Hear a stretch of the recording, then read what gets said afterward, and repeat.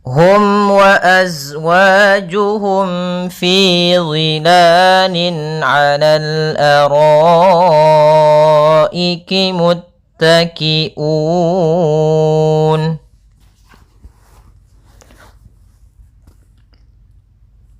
Pada lafal bacaan hum wa azwajuhum di sini ada mim mati bertemu dengan huruf waw, maka ini kita namakan dengan hukum tajwid berupa izhar syafawi. Maka suara mimnya harus dibaca dengan jelas, tidak boleh ditahan.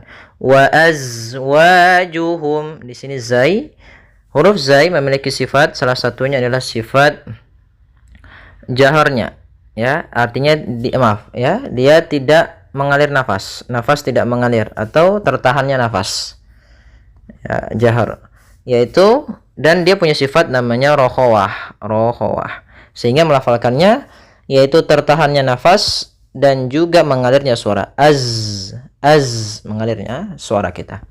Kemudian pada lafal wa ada fathah bertemu alif yaitu mad tabi'i, panjangnya 2 harokat. Kemudian wa azwajuhum fi, di sini ada mim mati bertemu dengan huruf fa, yaitu kita namakan dengan izhar syafawi. Izhar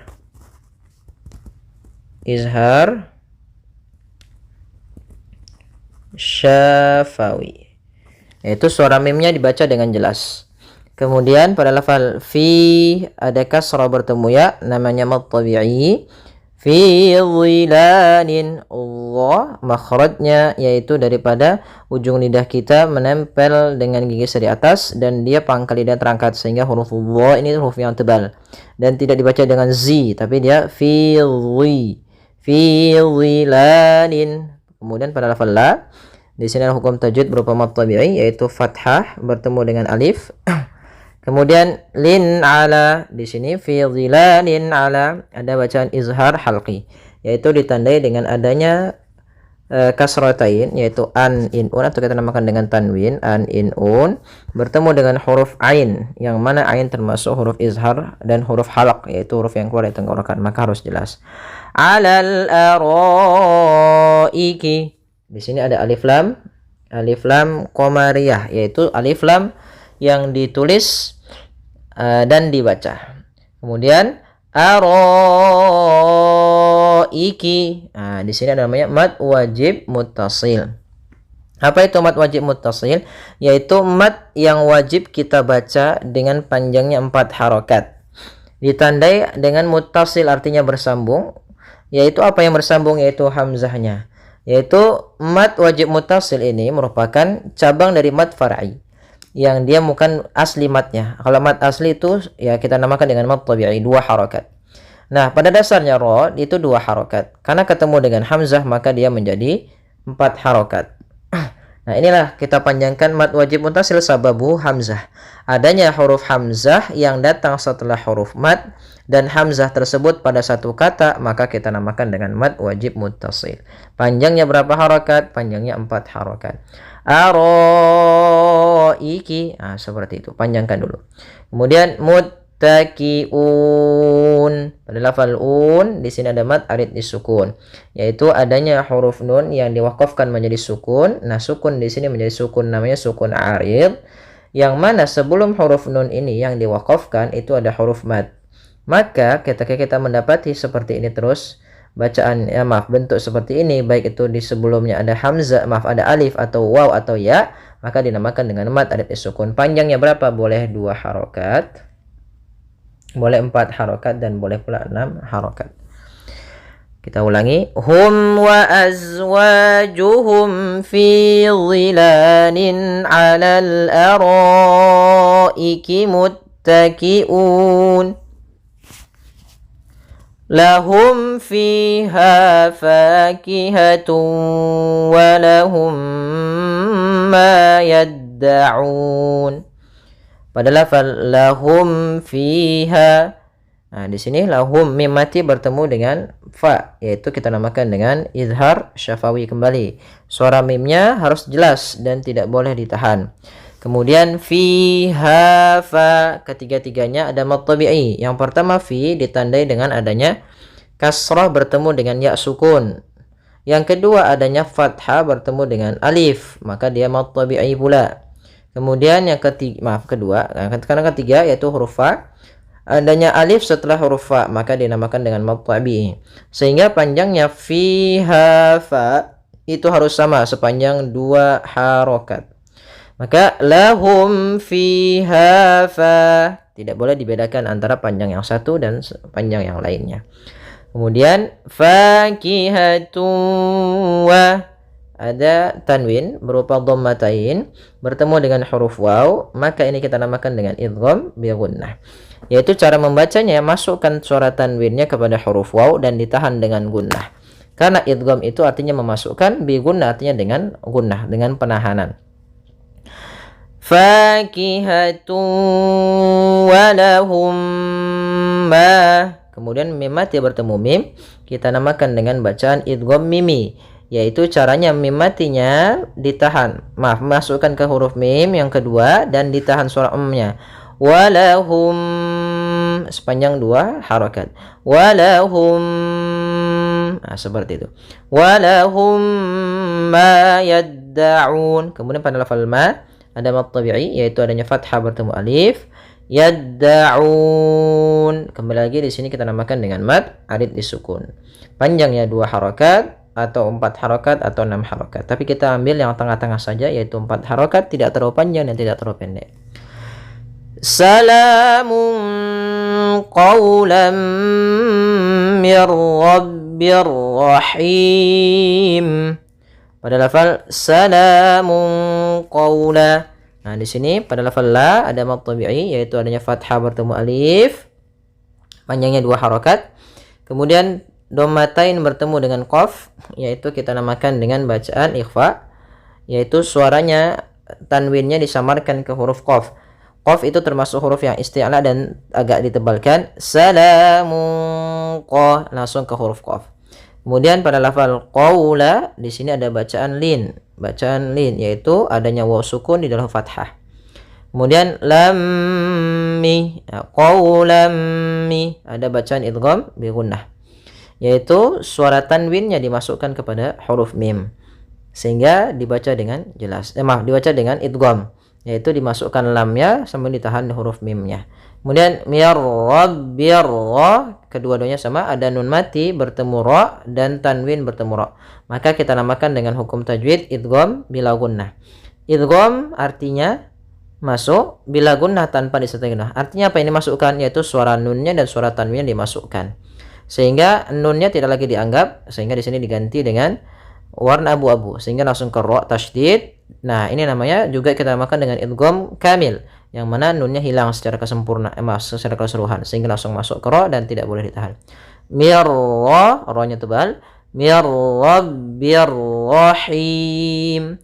Kemudian masuk lagi bir ra, ra-nya juga tebal. Rahim. Nah, hati-hati dalam pelafalan ha ini ha kecil dari tengah tenggorokan kita. Rahim. Kemudian di sini ada bacaan mad arid sukun sebagaimana yang kami jelaskan pada ayat 56, yaitu kita boleh memanjangkan 2 harakat, 4 harakat ataupun 6 harakat. Ya, semoga bermanfaat. Baik, kita lanjutkan kepada bahasan makhraj. Ya, makhraj pada huruf hamzah dan sifatnya. Karena kita mempelajari tentang hamzah, karena bahasan pada kesempatan kali ini kita membahas hamzah, maka kita harus mengenal dulu makhraj dan sifatnya. Makhraj, apa yang diartikan makhraj? Makhraj artinya dari kata kharaja, yakhruju, artinya keluar. Ya, sehingga keluar. Maka di sini kita namakan dengan makhraj artinya tempat keluar. Secara bahasa artinya tempat keluar. Sehingga dimaknai dengan makharijul huruf, artinya tempat keluarnya huruf itu sendiri atau tempat sandaran huruf itu. Maka bagaimana sandaran huruf makhraj huruf hamzah dan sifatnya? Maka kita akan membahas pada kesempatan kali ini. Ya, makharijul huruf secara umum yang disampaikan oleh Imam Jazari itu ada 5. Dan secara khusus yang disampaikan beliau dalam matan Jazarinya ada 17 tempat keluar huruf. 17 tempat. Tapi secara umumnya ada 5. 1 yaitu rongga mulut dan tenggorokan, yaitu kita namakan dengan jauf. Yang kedua kita al-halku. Nah, ini yang bahasan kita yang akan kita bahas dalam kesempatan kali ini, al-halku, yaitu huruf yang kita keluarkan dari tenggorokan. Maka perlu difahami, tenggorokan kita juga terbagi menjadi 3. Nah, yang pertama kita namakan dengan pangkal tenggorokan, di dalam bahasa kita namakan dengan aqsa al-halq. Aqsa al-halq, yaitu pangkal tenggorokan kita. Kemudian wasatu, ya, wasatul halq, tengah tenggorokan. Kemudian yang terakhir kita namakan dengan adna al-halq, yaitu ujung tenggorokan kita. Sehingga kita lihat di sini pada pangkal tenggorokan itu ada huruf hamzah dan huruf ha. Hamzah itu berarti kita keluarkan dari pangkal tenggorokan kita ketika kita melafalkannya. A nanti kita praktek. A dan hamzah, hamzah dan huruf ha. Kemudian ain itu pada tengah tenggorokan kita. Di sini ada mismarnya. Ada mismar, kalau kita melafalkan itu kan ada pita suara kita. Maka di sini ain dan ha. Kemudian ghain dan kha. Nah, itu pada ujung tenggorokan kita yang dekat dengan pangkal lidah kita. Baik, kita tidak terlalu berlama, kita singkat saja. Kemudian kita akan mengenal sifat-sifat huruf yang ada pada huruf hamzah. Hamzah yaitu memiliki salah satu sifatnya jahar. Jahar artinya inhibasu an-nafs, inhibasu an-nafs. Yaitu apa? Artinya tertahan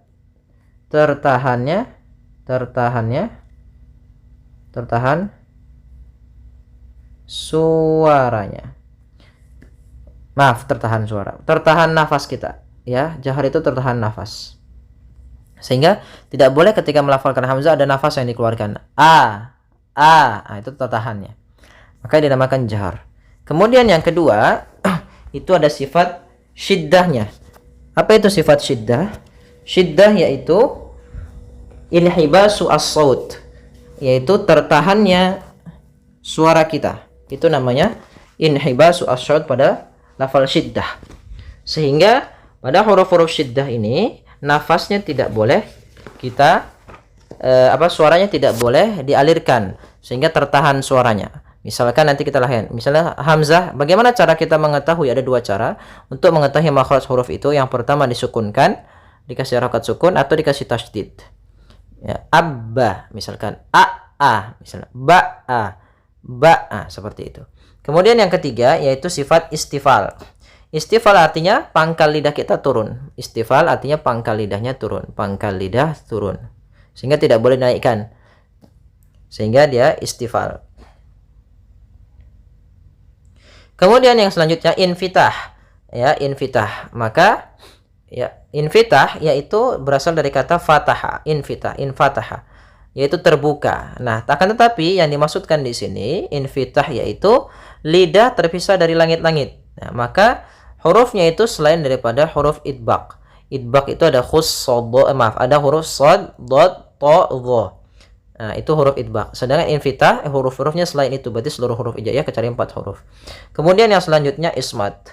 Ya, mengeluarkan huruf. Ismat itu kita mengeluarkan huruf dengan suara atau dengan tertahan atau agak susah. Nah, beda dengan izlaq. Izlaq itu agak mudah dalam pelafalannya dan agak sedikit tergelincir. Dari kata asmata, ismat. Nah, maka agak berat. Maksudnya apa?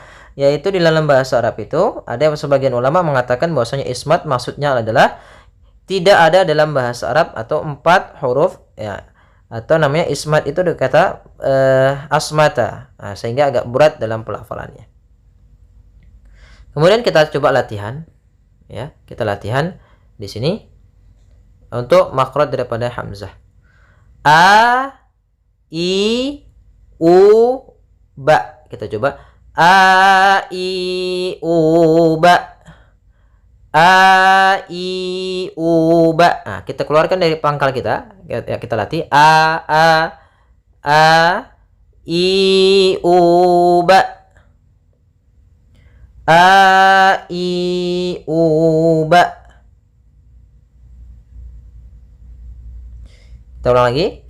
A, I, U, ba. Kemudian al-mar'u, ya, hamzah dhammah, a dari makhrajnya kita ulangi, Dari pangkal lidah kita, pangkal tenggorokan, a, u, i, ya. Al-mar'u, al-mar'u. Kemudian su'ilat, i, su'ilat, i, su'ilat. Kemudian hamzah sukun, a tadi kan ba, maka yu'minu, yu'minu. Jangan dibaca yu'minu atau yu'minu. Ini kurang tepat. Baik, terima kasih. Semoga bermanfaat. Jazakumullah khairan. Kurang lebihnya kami mohon maaf. Wabillahi taufiq wal hidayah. Wassalamualaikum warahmatullahi wabarakatuh.